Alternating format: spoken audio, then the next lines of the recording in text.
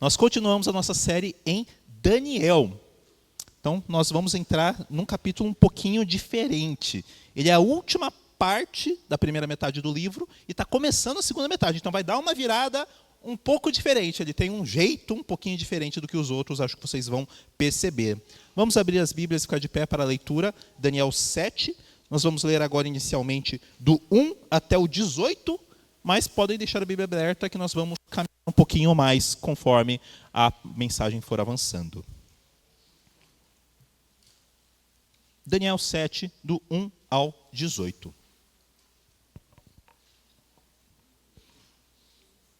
Assim diz a palavra do Senhor. No primeiro ano de Belsazar, rei da Babilônia, Daniel teve um sonho, e certas visões passaram por sua mente, estando ele deitado em sua cama. Ele escreveu o seguinte resumo do seu sonho. Em minha visão à noite, eu vi os 4 ventos do céu agitando o grande mar. 4 grandes animais, diferentes uns dos outros, subiram do mar. O primeiro parecia um leão e tinha asas de águia. Eu observei, e em certo momento as suas asas foram arrancadas e ele foi erguido do chão, firmou-se sobre os 2 pés como um homem e recebeu um coração de homem. A seguir, vi um segundo animal que tinha a aparência de um urso.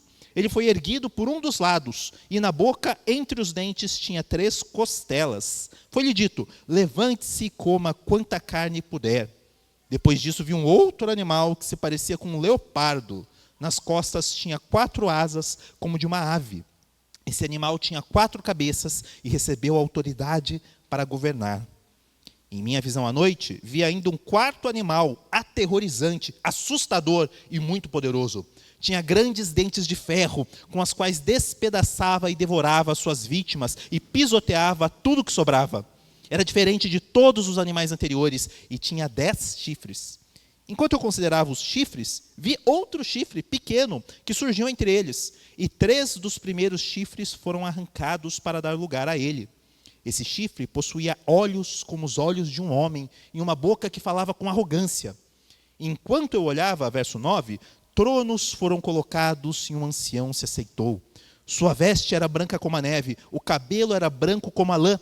Seu trono era envolto em fogo e as rodas do trono estavam em chamas. De diante dele saía um rio de fogo. Milhares de milhares o serviam, milhões e milhões estavam diante dele. O tribunal iniciou o julgamento e os livros foram abertos. Continuei a observar por causa das palavras arrogantes que o chifre falava. Fiquei olhando até que o animal foi morto e o seu corpo foi destruído e atirado no fogo. Dos outros animais foi retirada a autoridade, mas eles tiveram permissão para viver por um período de tempo. Em minha visão à noite, vi alguém semelhante a um filho de homem, vindo com as nuvens no céu. Ele se aproximou do ancião e foi conduzido à sua presença. Ele recebeu autoridade, glória e o reino. Todos os povos e nações e homens de todas as línguas o adoraram. Seu domínio é um domínio eterno que não acabará, e o seu reino jamais será destruído. Eu, Daniel, fiquei agitado em meu espírito, e as visões que passaram pela minha mente me aterrorizaram. Então me aproximei de um dos que ali estavam e lhe perguntei o significado de tudo que eu tinha visto. Ele me respondeu, dando-me essa interpretação. Os 4 grandes animais são 4 reinos que se levantarão na terra, mas os santos do Altíssimo receberão o reino e o possuirão para sempre. Sim, para todo sempre. Oremos. Cristo Jesus, aquele que tem todo o domínio, toda a honra, todo o poder, toda a autoridade. O Senhor triunfou sobre todo o caos no mundo. Reina, pois, sobre nós nessa noite, meu Deus. Transforma-nos e haja, edifica-nos de acordo com a Tua palavra, meu Deus. Faça o milagre que o Senhor faz semanalmente, que é através de uma palavra humana, de um ser humano como eu, e em humanos como nós que estamos aqui, o Senhor fala, o Senhor ministra, o Senhor age com graça. Trata corações, cura feridas, converte pessoas, edifica, faça com que pecados sejam abandonados, vivifica ministérios, vivifica chamados e sopra do Teu Espírito, para que possamos contemplar a Tua beleza. Que as palavras da minha boca e a meditação do meu coração sejam agradáveis a Ti, ó Senhor, rocha minha e meu Redentor. Amém. Podemos nos sentar.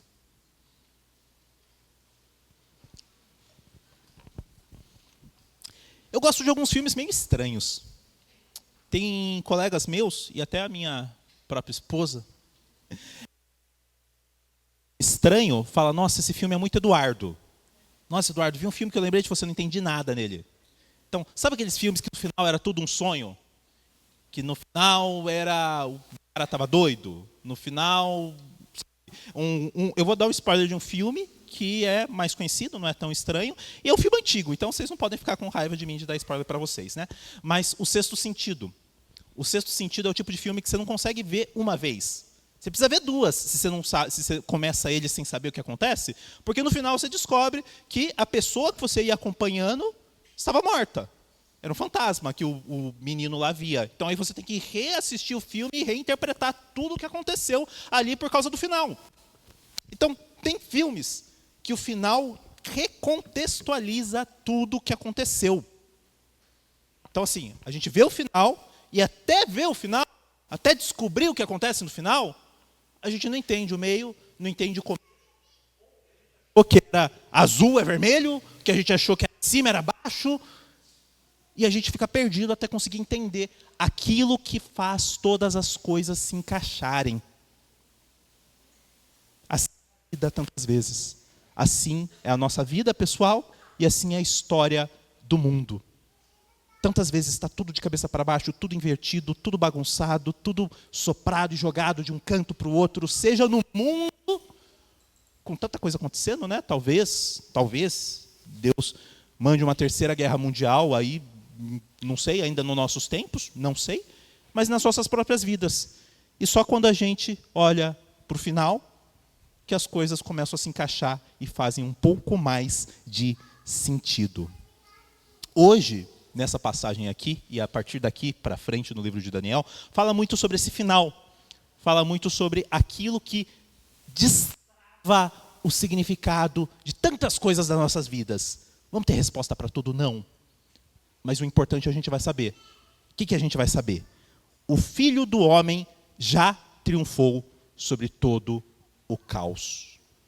O Filho do Homem já triunfou, já triunfa, já é vencedor sobre todo o caos. Então vocês devem ter reparado, como são tão espertas e atenciosas no que a gente está pregando aqui em Daniel, vocês repararam que esse capítulo é diferente. Porque até então, estava narrativas. Nabucodonosor fez tal coisa, teve um sonho, Daniel interpretou e aconteceu tal coisa. E aí foram jogados na fornalha. E aí Daniel foi jogado na cova dos leões. E aí o rei teve uma visão, e aí aconteceu tal coisa, e o reino foi destruído, tudo tal. Aqui é uma visão parecida, muito parecida com o que aconteceu lá em Nabucodonosor, mas você vê que é um jeito bem diferente. Você vê, primeiramente aqui a gente voltou no tempo. Por quê? Lembra que Belsazar tinha caído, Babilônia do Império Medo-Persa? Aqui voltou um pouquinho, já é Daniel, algo que aconteceu com Daniel no Império Babilônico ainda. Então voltou um pouquinho o tempo da história. E aí a gente termina essa primeira fase do livro. O que aconteceu no começo? Lá no capítulo 2, a gente viu o sonho de Nabucodonosor com uma estátua de 4 partes. Aqui no capítulo 7, a gente viu um sonho com 4 animais. No capítulo 3, a gente viu os três jovens na fornalha, um salvamento de Deus. No capítulo 6, a gente viu Daniel sendo salvo da boca da cova dos leões. No capítulo 4, a gente viu o rei Nabucodonosor caindo, sendo humilhado e se convertendo diante de Deus. E no capítulo 5, Belsazar só sendo humilhado, não se converteu. Então vocês viram, 2 para o 7, 3 para o 6, 4 para o 5, fica um espelho.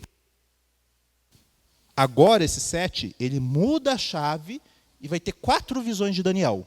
Agora, do 7 até o 12, começa com essa. E aí a gente entra numa parte desse livro que é apocalíptica. Isso não é o meme do Instagram que fala, apocalíptica. Não, é porque fala do final dos tempos mesmo. A gente vai apontar para o final dos tempos. Então, dessas 4 visões que retornou um pouquinho. Como que começa essa visão de Daniel? Daniel está na cama e ele tem visões que vieram para ele à noite. E a gente vê do mar se levantando bestas. O que era o mar? O mar, para o judeu, o mar, na mentalidade deles, era o caos. Como que começa o mundo?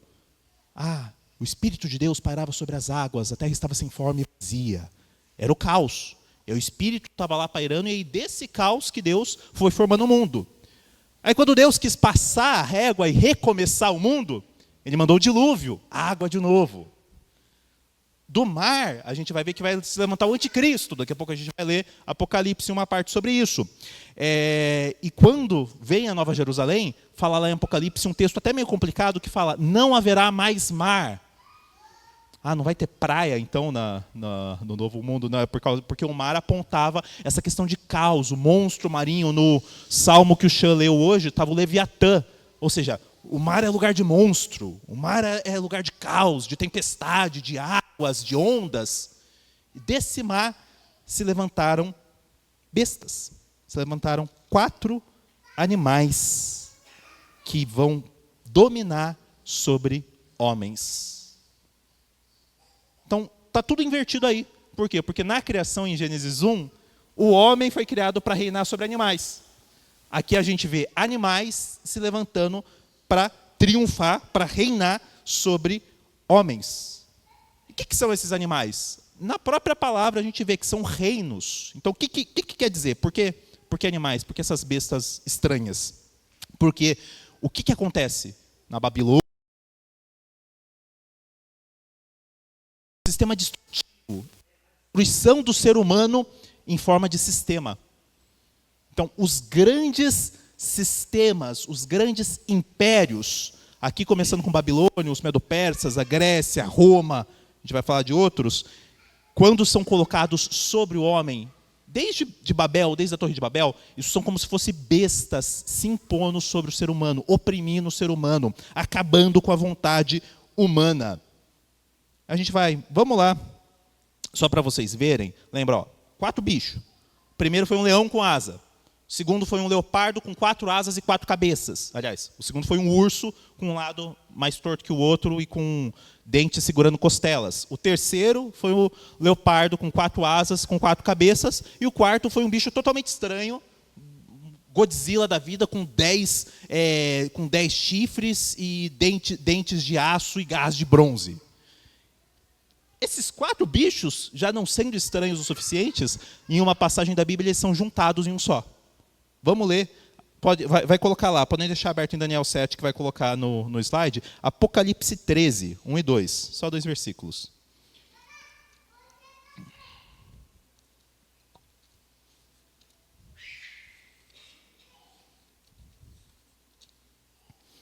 Apocalipse 13.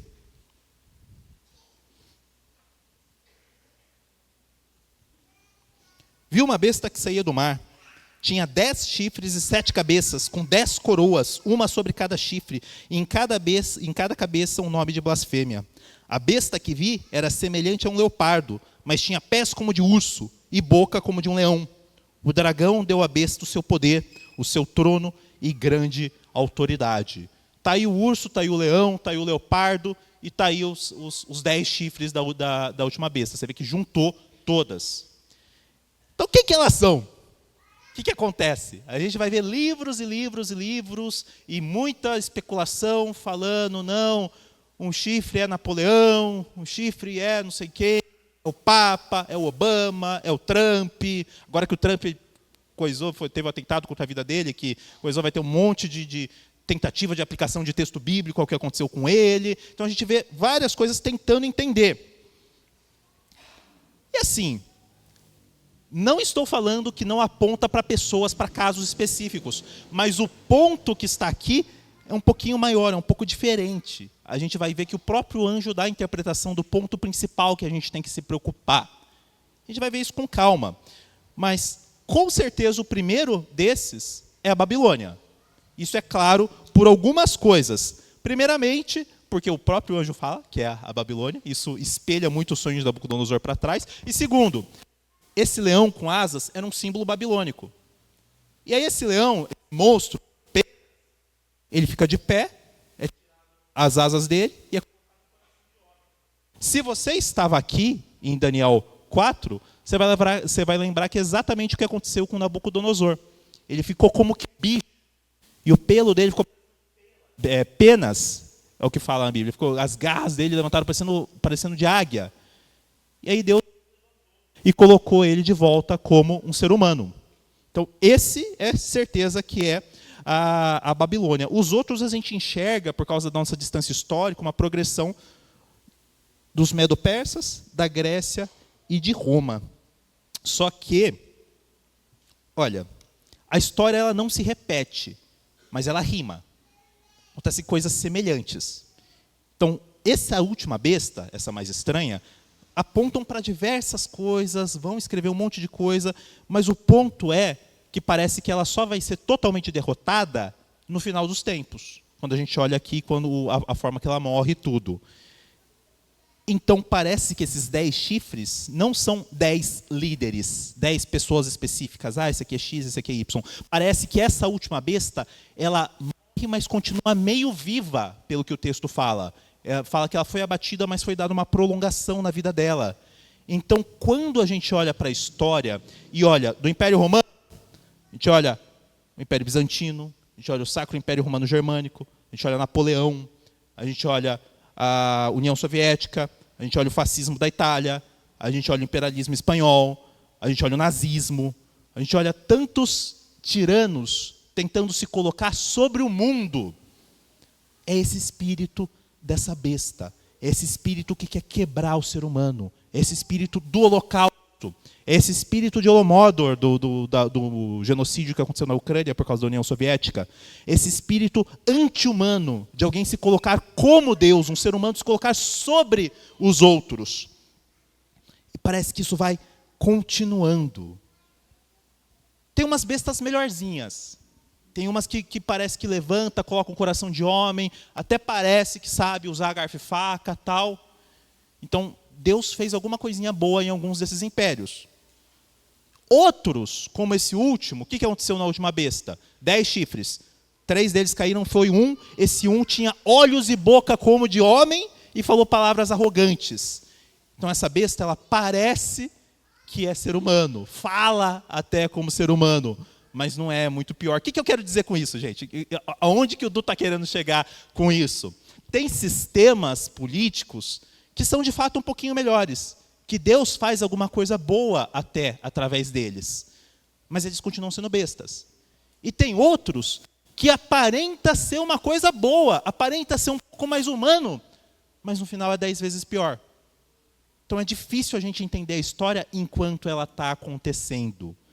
É difícil a gente, enquanto a gente está vivendo, apontar para um sistema, para um candidato, para um partido, para alguma coisa e falar, isso aqui é X, isso aqui é muito bom, isso aqui é muito ruim. Porque enquanto a gente está vivendo uma tragédia, isso agora passando da política para as nossas vidas pessoais, enquanto a gente está vivendo uma tragédia, a gente não entende o que aquilo está fazendo nas nossas vidas.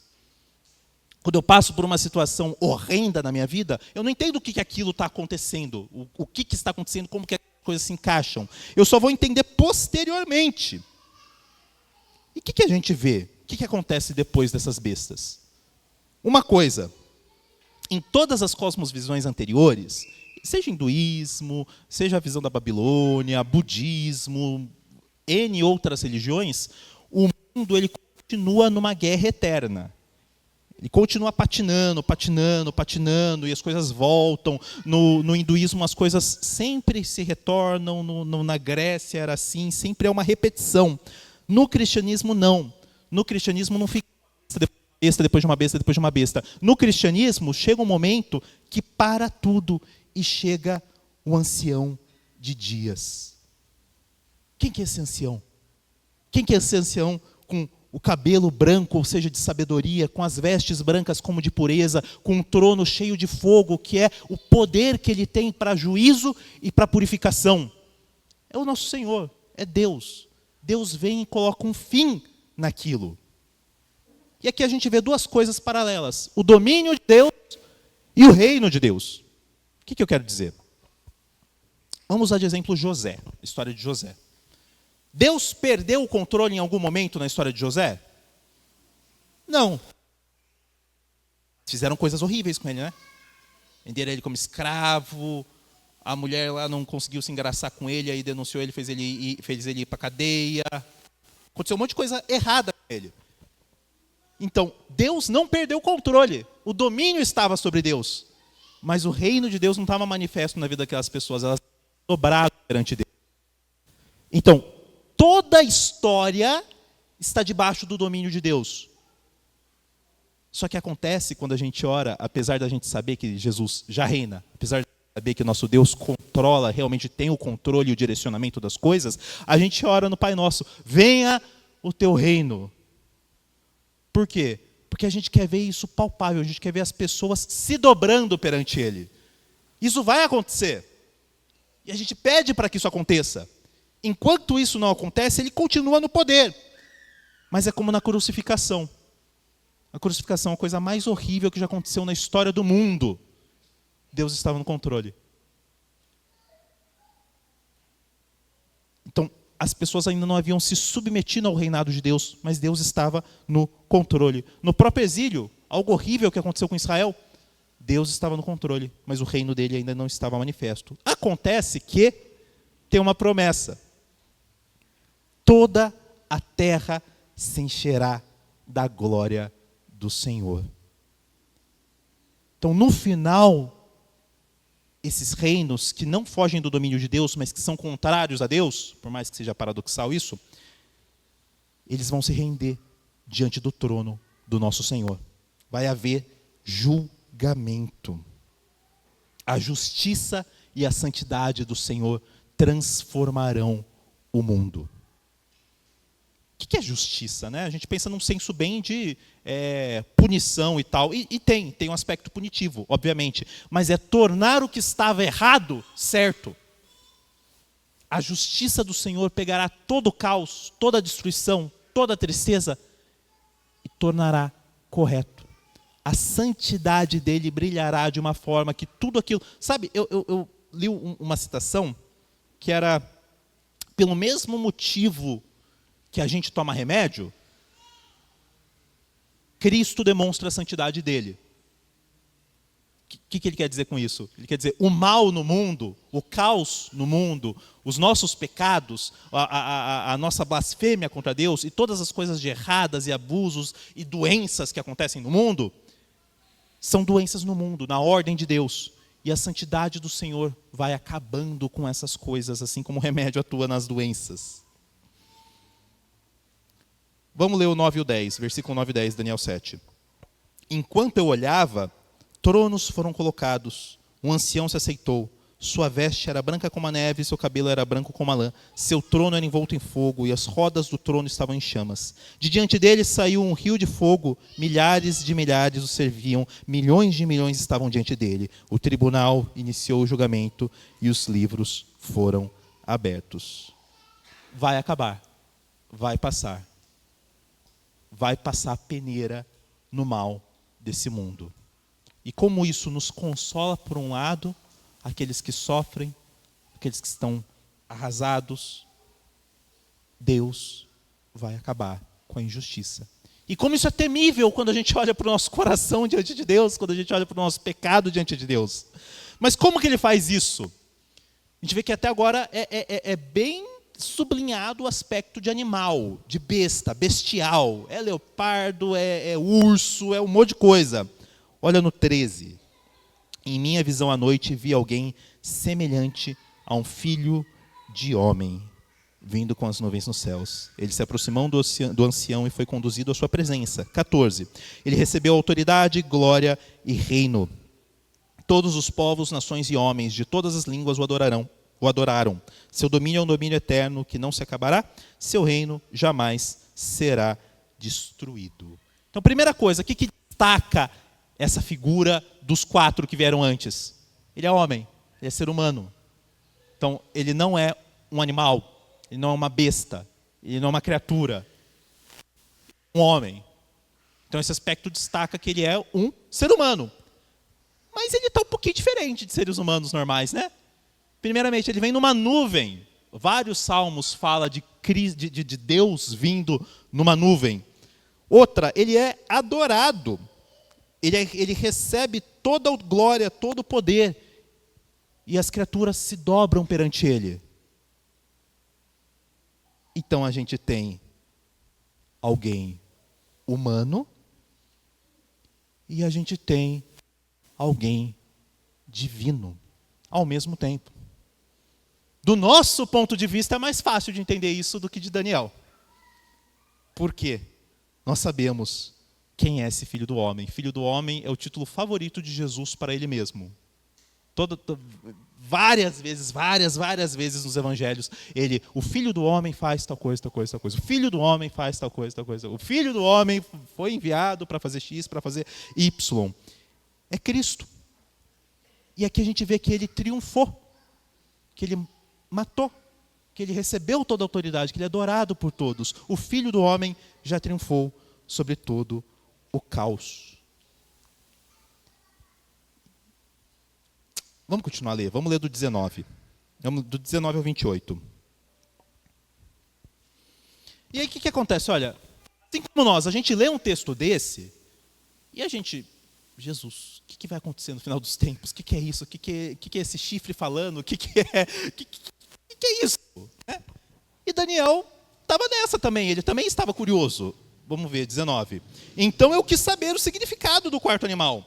Diferente, ele já perguntou o que estava acontecendo, o que o anjo falou. Olha, os 4 animais são 4 reinos que se levantarão, os santos do Altíssimo receberão o reino e o possuirão para sempre.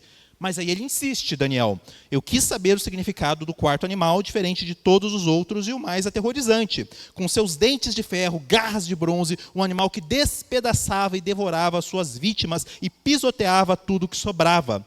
Também quis saber sobre os 10 chifres de sua cabeça, sobre o outro chifre que surgiu para ocupar o lugar dos 3 chifres que caíram. O chifre que tinha olhos e uma boca que falava com arrogância. Enquanto eu observava, esse chifre guerreava contra os santos e os derrotava. Até que o ancião veio e pronunciou a sentença a favor dos santos do Altíssimo. Chegou a hora de eles tomarem posse do reino. Ele me deu a seguinte explicação. O quarto animal é um quarto reino que aparecerá na terra. Será diferente de todos os outros reinos. Devorará a terra inteira, despedaçando-a e pisoteando-a. Os 10 chifres são 10 reis que sairão desse reino. Depois dele, um outro rei se levantará e será diferente dos primeiros reis. Ele falará contra o Altíssimo, oprimirá os seus santos, tentará mudar os tempos e as leis. Os santos serão entregues nas mãos dele por um tempo, tempos e meio tempo. Mas o tribunal julgará, o seu poder lhe será tirado e totalmente destruído para sempre. Então a soberania, o poder, a grandeza dos reinos que há debaixo de todo o céu serão entregues nas mãos dos santos, o povo do Altíssimo. O reino dele será um reino eterno, todos os governantes o adorarão e lhe obedecerão. Esse é o fim da visão. Eu, Daniel, fiquei aterrorizado por causa dos meus pensamentos e o meu rosto empalideceu, mas guardei essas coisas comigo. Por que Daniel ficou com medo? Ele ficou tremendo de medo, ele ficou pálido. Um dos motivos, eu acho, que é porque até então ele está pensando, nossa, está quase acabando os 70 anos. Está quase acabando, a gente vai voltar para Jerusalém. E aí a gente vai voltar para Jerusalém e o filho de Davi, algum descendente de Davi vai se colocar no reino e a gente vai conseguir mudar o mundo. E aqui ele descobre na visão que parece que Babilônia era só um leãozinho perto do que ainda viria. E aí ele pede explicação. Tá, mas me explica mais disso. O que o anjo fala? Olha, os 4 animais são 4 reinos. Eles vão reinar por um tempo. No final, Deus derrotará eles e o trono estará nas mãos do Senhor. Tá, mas me explica um pouco mais então. E esse chifre, e esses olhos, e isso que eles estão falando? Ó, o anjo deve ter virado para ele. Ó, olha para mim. 4 animais, 4 reinos. Vão ficar por um tempo. Deus vai vencer. Tá bom, mas me explica então do porquê o Covid e o Trump e o Lula e o Bolsonaro. Não, ó, vamos lá. 4 animais, 4 reinos. Vão reinar por um tempo. Deus ganha no final. Então, obviamente ele está preocupado. Só que essa preocupação não faz com que o anjo explique detalhe por detalhe do que vai acontecer. Essa preocupação faz com que o anjo sublinhe: haverá um triunfo no final do Senhor. E olha, no final, vai ter uma figura do anticristo. Essa figura no final aqui, que se levantará, que vai estar no final de todas as coisas, que vai triunfar sobre os santos do Altíssimo por um período até a manifestação final, é o anticristo, o espírito do qual já está no mundo. Só que a gente olha para o que Paulo fala, a gente olha, o espírito do anticristo já está no mundo. Já opera aqui. Vai ter um no final, com certeza. Vai ter uma figura no final, e depois vai ter isso, e muita coisa há de debate ao redor, sobre tribulação, sobre tudo. Mas o ponto que traz aqui é a vitória, é o triunfo do Filho do Homem sobre o mundo, sobre as bestas. No 11 e no 12, a gente, acho que não vou ler. Vou ler sim. Olha o 11 e o 12. Continuei a observar, isso aqui é depois que já veio o ancião de dias, continuei a observar por causa das palavras arrogantes o que o chifre falava. Fiquei olhando até que o animal foi morto, e o seu corpo foi destruído e atirado no fogo. Dos outros animais foi retirada a autoridade, mas eles tiveram permissão para viver por um período de tempo. Então, veio o Filho do Homem, veio o ancião, julgou, veio o Filho do Homem, ele triunfou sobre todas as coisas, recebeu poder sobre tudo. Depois disso, os animais morrem, mas eles tiveram permissão para viver por um período. Olhando tudo, olhando sobre a vinda do Filho do Homem, que a gente já vai ler já, a gente vê o Filho do Homem já reinando, as bestas continuam exercendo o poder delas por um tempo. O que acontece? A cruz e a ressurreição de Jesus Cristo, a vinda do Filho do Homem como um humilde carpinteiro que morre de uma forma humilhante na cruz e ressuscita no terceiro dia. É Cristo mudando a ordem do mundo. É Cristo mudando esse mundo de uma vez por todas. Esse é o final. O resto é só um restinho, é só um chorinho do que foi colocado. É 2000 anos, não importa. O reino do Filho já foi estabelecido. Ele ainda se completará. Por quê? Porque é como um grão de mostarda. É como um fermento num bolo que a gente não vê. Mas vai se completar. E a forma que a gente triunfa nisso é a cruz. A forma que o povo de Deus triunfa sobre as bestas, sobre o caos, sobre as doenças, sobre a morte, sobre a dor, é a cruz. Vamos ler Marcos 14, 61 a 64. Vai colocar no slide. Marcos 14, 61 a 64. Diz assim.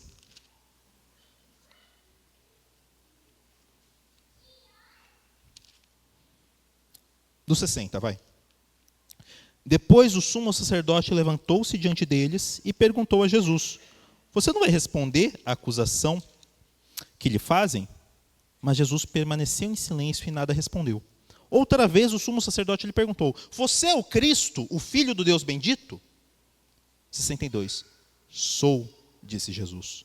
E vereis o Filho do Homem assentado à direita do Poderoso, vindo com as nuvens do céu. O sumo sacerdote, rasgando as próprias vestes, perguntou: por que precisamos de mais testemunhas? Vocês ouviram a blasfêmia. Que acham? Todos o julgaram digno de morte. Jesus sendo julgado pelo seu próprio povo, Jesus sendo julgado pelas autoridades religiosas, da religião que o próprio Deus estabeleceu. Ele fala: sou o Filho do Homem. Você verá o Filho do Homem vindo em poder nas nuvens. E aí ele é considerado digno de morte. Qual que é a diferença do reino de Cristo para os reinos desse mundo? Qual que é a diferença das tragédias que nos atacam do diabo, da morte, seus demônios, suas hostes das trevas e de Cristo? Eles triunfam por violência, por ameaças, por dor. Cristo adquiriu o seu triunfo, a sua autoridade, por violência feita contra ele, indo como uma ovelha muda.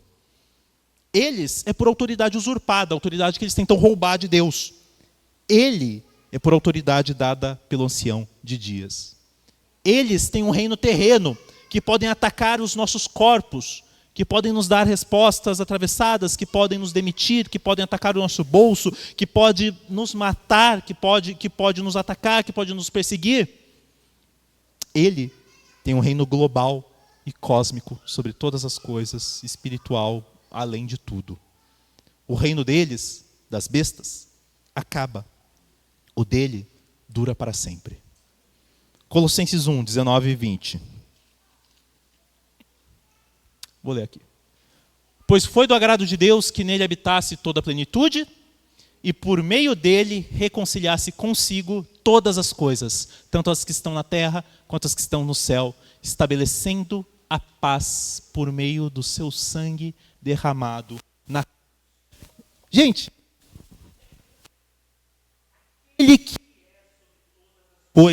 aquele que é mais pesado, mais digno e mais justo do que a soma de todas as boas ações de todos os seres humanos, aquele que é mais glorioso do que todas as galáxias juntas. Como que ele quis reinar? Como que ele quis estabelecer o seu reino? Como que ele quis mudar esse mundo? Pelo sangue derramado na cruz.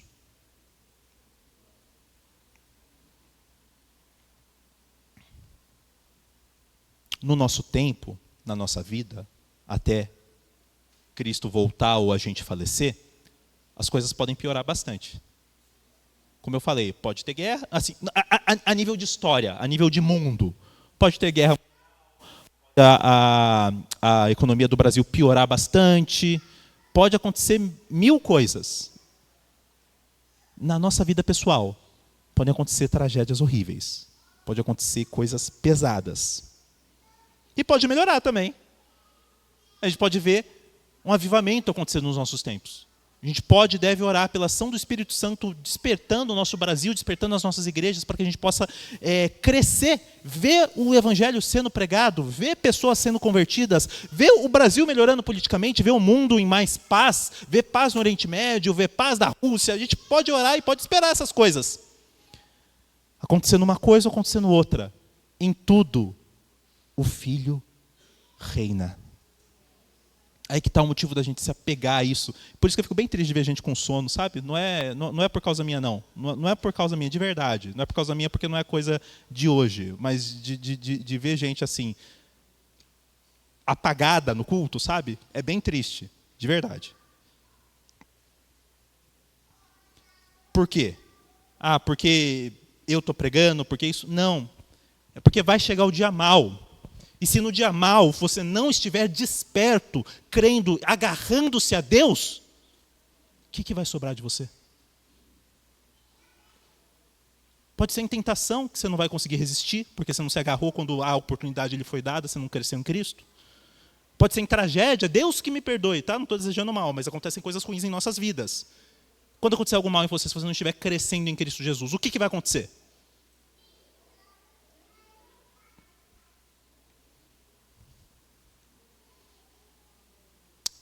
Não adianta a gente querer adivinhar tudo enquanto a gente está vivendo o filme. Não adianta a gente olhar para cada detalhe e falar, olha, isso aqui aponta para tal coisa, isso aqui aponta para tal coisa. Só que o que acontece? Por que o final a gente sabe? Porque aquele que é o ômega, o alfa e o ômega, entrou na história e veio nos dar um spoiler. Cristo, a sua cruz, transformou o mundo espiritualmente. Levou cativo o cativeiro. Subiu, tem uma música do Estênio Márcios, que ele fala que na cruz, ele pinta o cenário da crucificação de uma forma bem triste, e fala do demônio cantando vitórias, vendo a morte do Filho de Deus. Mas quando ele morre, entrega-se para Deus, ele leva cativo o cativeiro, leva amarrado todos os demônios, toda a morte, todo o mal, carregando numa carruagem de fogo para os céus.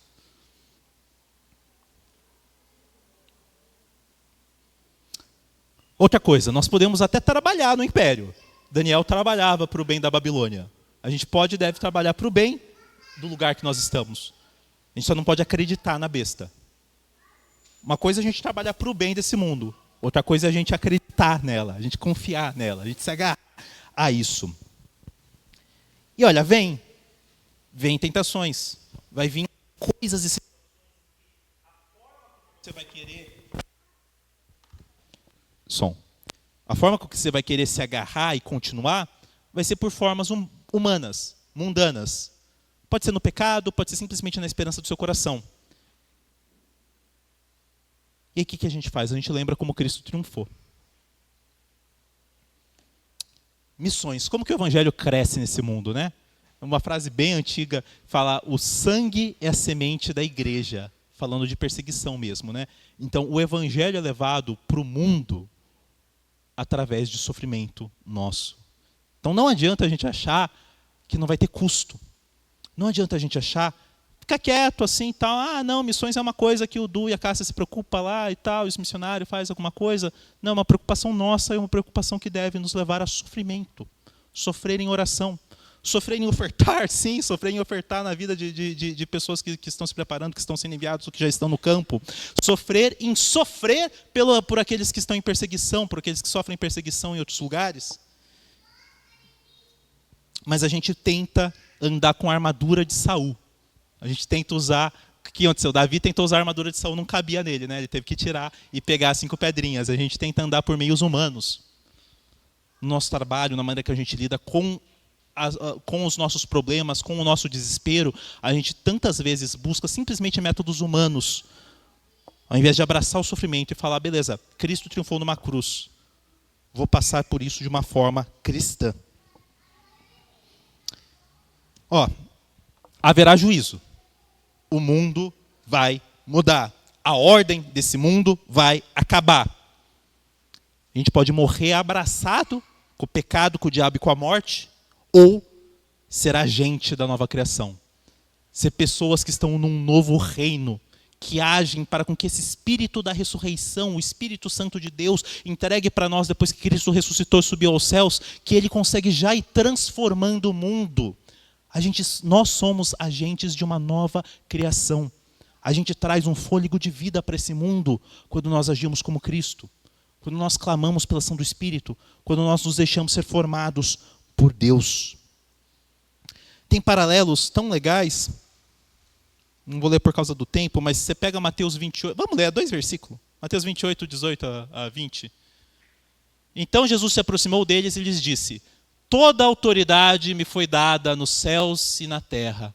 Portanto, vão e façam discípulos de todas as nações, batizando-os em nome do Pai, do Filho e do Espírito Santo. Mais um, vai para o 20.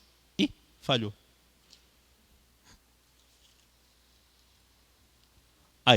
Ensinando-os a obedecer tudo o que eu lhes ordenei a vocês, e eu estarei sempre com vocês até o final dos tempos. E a gente compara aqui versículo 14 de Daniel 7. Ele, o Filho do Homem, recebeu autoridade, glória e o reino. Todos os povos, nações e homens de todas as línguas o adoraram. Seu domínio é um domínio eterno que não acabará. Seu reino jamais será destruído. Verso 27. Então a soberania, o poder e a grandeza dos reinos que há debaixo de todo o céu serão entregues nas mãos dos santos, o povo do Altíssimo. O reino dele será um reino eterno. Todos os governantes o adorarão e lhe obedecerão. Qual que é o paralelo aqui do que Cristo mandou a gente fazer e dessa autoridade que ele recebe? Primeiro, ele tem toda a autoridade em todos os povos. Uma autoridade espacial, uma autoridade que se reflete por todos os lugares. É uma autoridade sobre todos os povos, é relacional, é sobre as pessoas. E é uma autoridade que dura para sempre.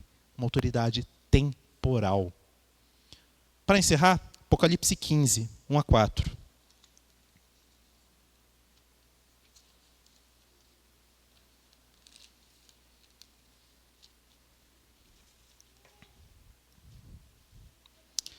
Vi no céu outro sinal, grande e maravilhoso.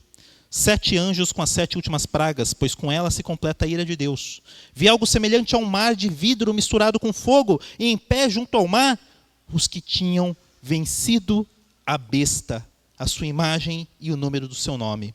Eles seguravam harpas que lhes haviam sido dadas por Deus e cantavam o cântico de Moisés, servo de Deus, e o cântico do Cordeiro. Grandes e maravilhosas são as tuas obras, Senhor Deus Todo-Poderoso. Justos e verdadeiros são os teus caminhos. Ó Rei das nações, quem não te temerá, ó Senhor? Quem não glorificará o teu nome? Pois tu somente és santo. Todas as nações virão à tua presença e te adorarão, pois os teus atos de justiça se tornaram manifestos.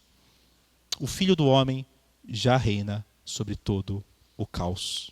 Aguardemos com esperança e tornemos manifestos já os atos de justiça do nosso Deus. Oremos. Cristo Jesus, esse mundo passará, o Senhor continuará. Nos dá a bênção de estarmos prontos. Nos dá a bênção de transmitir, de transbordar do Senhor e do Teu Evangelho em todos os momentos, Senhor. Dada a Tua graça sobre nós, haja com Teu Espírito sobre nós, meu Deus. Sopra de maneira triunfante sobre as nossas vidas, para que possamos enfrentar o caos desse mundo, meu Deus, como guerreiros da justiça e do Teu Evangelho. Opere em nós, meu Deus, e nos dá a esperança da Tua glória, da Tua vinda. Glorioso Senhor, não sabemos como será o final dos tempos, meu Deus, temos uma pista, outra pista, mas sabemos quem vai ganhar. Cristo Jesus já triunfou na cruz. Então que possamos aguardar o Teu retorno, meu Deus, vivendo nessa Babilônia desse mundo, com a expectativa do retorno a Jerusalém, meu Deus. Nos dá dessa força, em Cristo. Amém. Vamos